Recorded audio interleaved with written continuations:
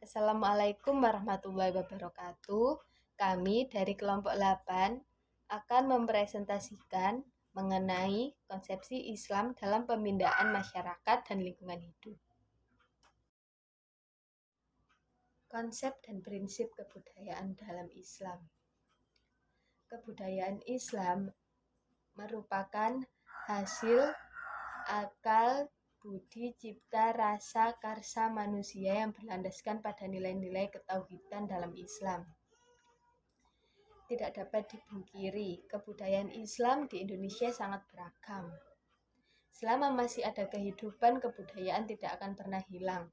Kebudayaan akan terus berkembang.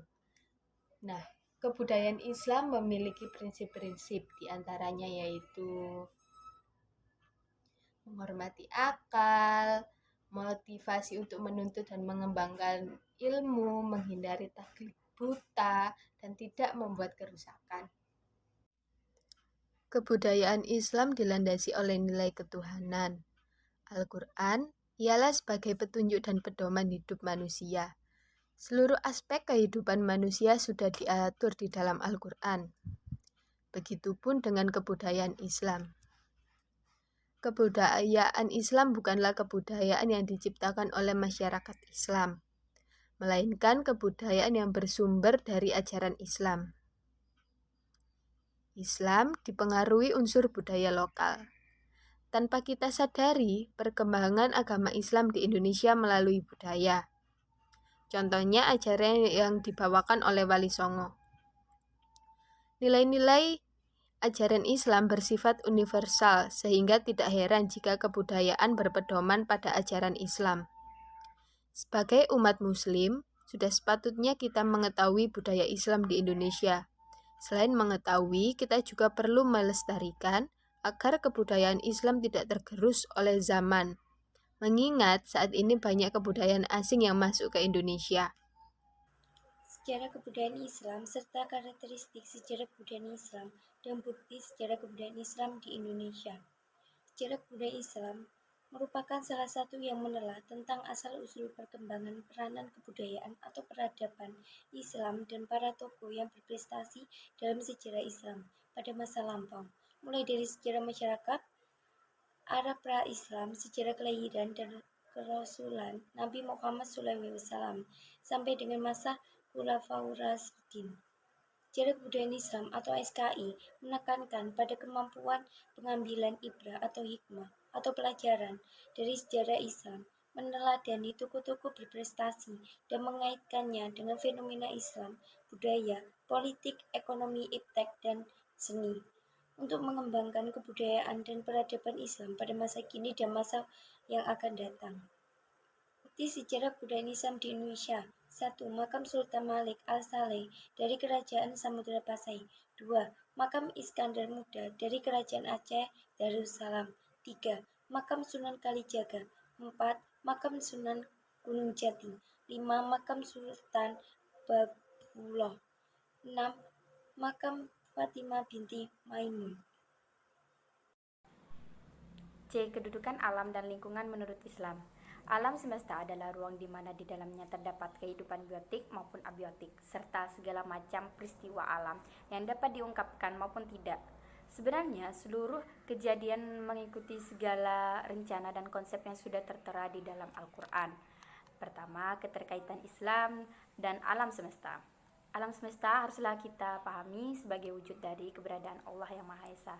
Segala sesuatu yang termasuk langit dan bumi merupakan ciptaan Allah yang Maha Kuasa. Surat Ibrahim, surat ke-14, ayat ke-11. Allah adalah pemilik mutlak dari alam semesta dan penguasa alam semesta serta pemeliharaannya yang Maha Pengasih. Al-Baqarah, surat pertama, ayat pertama sampai ketiga, sebagai ciptaannya. Antara alam semesta atau makhluk dan Allah mempunyai keterkaitan erat. Bahkan meskipun mempunyai hukumnya tersendiri, ciptaan bergantung pada pencipta yang tak terhingga dan mutlak. Jika kita mencari proses penciptaan alam semesta di dalam Al-Quran, terdapat salah satu ayat yang menjelaskan prosesnya seperti di surat As-Sajdah, surat ke-32, ayat ke-4. Artinya, Allah lah yang telah menciptakan langit dan bumi dan segala yang ada di antara keduanya dalam waktu 6 hari. Kemudian dia bersemayam di atas arsy. Kamu semua tidak memiliki seorang menolong dan memberi syafaat pun selain dirinya. Salah satu ayat tersebut Allah Subhanahu wa taala menyebutkan penciptaan langit dan bumi dalam 6 masa atau sittati ayamin. Selanjutnya para musafir sepakat dalam menafsirkan ayat ini bahwa yang disebut dengan sittati ayamin adalah 6 tahapan atau proses, bukan 6 hari sebagaimana mengartikan kata ayamin. Di sini saya ingin menjelaskan tentang penyebab kerusakan lingkungan dan dampaknya. Kerusakan lingkungan disebabkan oleh dua faktor. Yang pertama, faktor alam, dan yang kedua, faktor manusia. Faktor alam, yang pertama banjir. Banjir terjadi karena disebabkan oleh faktor alam seperti turunnya hujan yang terus-menerus, dan turunnya hujan menyebabkan air laut dan air sungai meluap. Dampaknya ketika banjir yaitu bangunan dan tempat tinggal makhluk hidup menjadi rusak dan tanaman-tanaman pun menjadi rusak. Yang kedua, gempa bumi. Gempa bumi bisa terjadi karena disebabkan oleh adanya pergerakan antara lempeng bumi dan aktivitas gunung berapi. Dampak terjadinya gempa bumi yaitu membuat bangunan-bangunan roboh dan terjadinya tanah longsor. Yang ketiga, gunung berapi meletus. Gunung berapi meletus disebabkan oleh endapan magma di dalam perut bumi yang didorong keluar oleh gas yang bertekanan tinggi. Dampak gunung berapi meletus yaitu gangguan pernafasan pada makhluk hidup seperti manusia dan hewan. Faktor pada manusia. Yang pertama, membuang sampah sembarangan. Untuk saat ini masih banyak orang yang membuang sampah sembarangan, terutama di laut. Mereka tidak memikirkan apa dampaknya bagi lingkungan dan bagi makhluk hidup. Dampak membuang sampah sembarangan yaitu akan menimbulkan penyakit seperti tetanus, hepatitis A, dan cacingan. Yang kedua, limbah industri. Limbah industri merupakan material sisa atau material yang sudah tidak terpakai lagi yang berasal dari kegiatan industri seperti pabrik. Dampaknya yaitu lingkungan menjadi tercemar. Yang ketiga, penebangan hutan secara liar. Penebangan hutan secara liar disebabkan oleh meningkatnya kebutuhan akan kayu baik di pasar lokal maupun internasional, sehingga penebangan liar terjadi begitu mudahnya. Dampak dari penebangan hutan secara liar yaitu hutan menjadi gundul, dan hewan-hewan yang ada di hutan turun ke pemukiman warga karena di hutan mereka tidak menemukan tempat tinggalnya. Secara sistematik, para pakar Islam terdahulu sesungguhnya telah mempunyai kepedulian yang tinggi terhadap lingkungan hidup dan konservasi alam. Dalam sejarah kemanusiaan, konservasi alam bukanlah hal yang baru.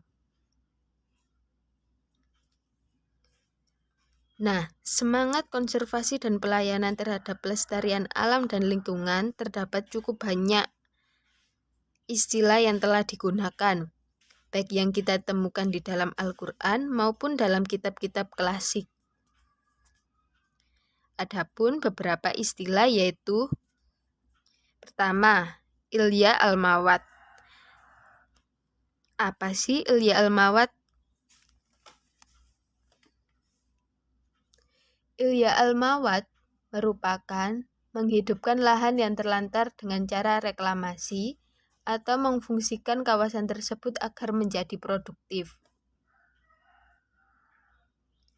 Yang kedua adalah Ikta. Ikta merupakan lahan yang diizinkan oleh negara untuk kepentingan pertanian sebagai lahan garap untuk pengembang atau investor. Yang ketiga adalah Ijarah. Ijarah merupakan sewa tanah untuk pertanian.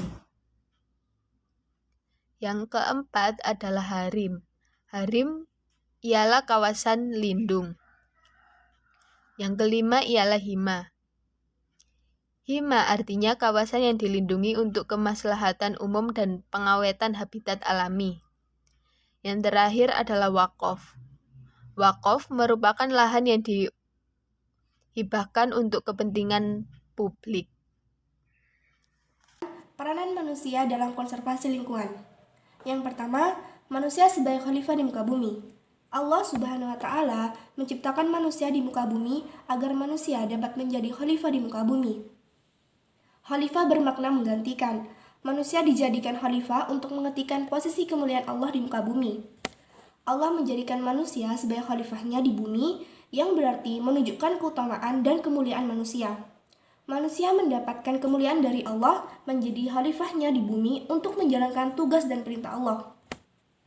Tugas dan perintah Allah kepada khalifah di bumi yaitu untuk menjaga dan melestarikan lingkungan yang ada di muka bumi. Dengan demikian, kekhalifahan mengharuskan makhluk yang diserahi tugas tersebut untuk melaksanakan tugasnya sesuai dengan perintah Allah. Seluruh perbuatan atau tindakan yang tidak sesuai dengan kehendaknya atau perintahnya adalah pelanggaran terhadap makna dan tugas kekhalifahan. Kedua, manusia sebagai pemakmur alam. Allah telah menjadikan manusia sebagai khalifah di muka bumi. Tugas khalifah yaitu untuk melestarikan dan menjaga lingkungan yang ada di muka bumi. Tidak hanya menjaga dan melestarikan lingkungan, manusia memiliki peran untuk kemakmuran alam.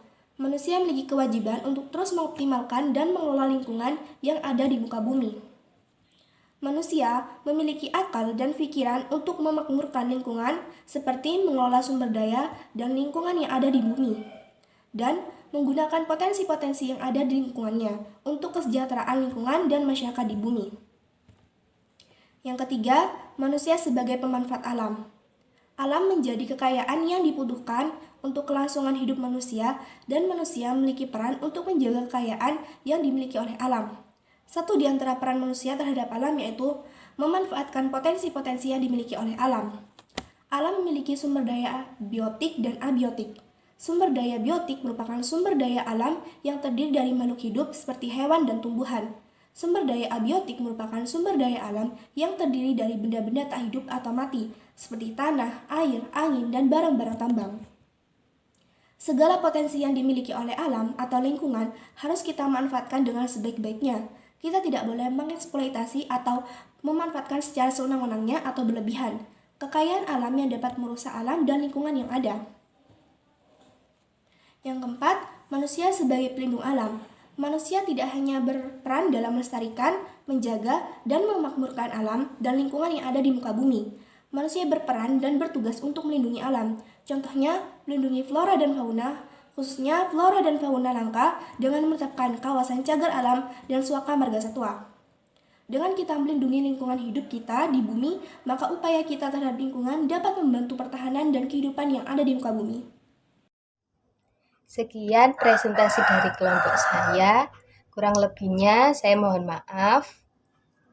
Semoga bermanfaat. Assalamualaikum warahmatullahi wabarakatuh.